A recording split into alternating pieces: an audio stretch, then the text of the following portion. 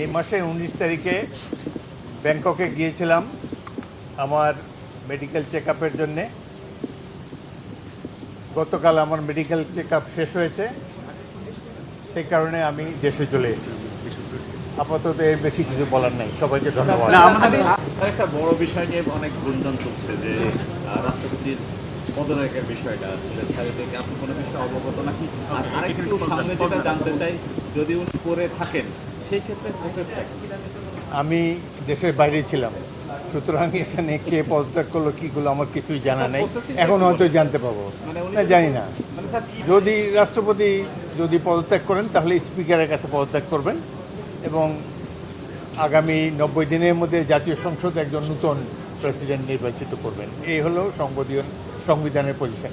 ধন্যবাদ।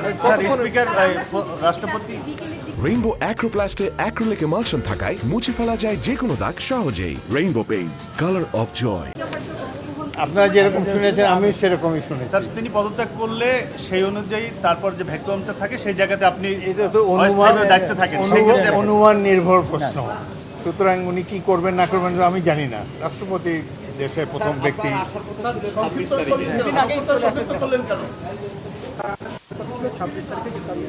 যে আমার একটু ব্যক্তিগত কাজ আছে।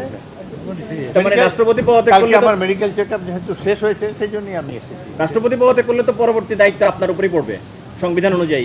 এটা একটা ট্র্যাডিশনালি বাংলাদেশের সংবিধানে লেখা আছে, যখন রাষ্ট্রপতি পদত্যাগ করে তখন অ্যাক্টিং স্পিকার হিসাবে, অ্যাক্টিং রাষ্ট্রপতি হিসেবে স্পিকার দায়িত্ব পালন করেন। বাট মূল রাষ্ট্রপতি নির্বাচন করে জাতীয় সংসদ, সেটা 3 মাসের মধ্যে করতে হয়। এটা হলো সংসদের পজিশন।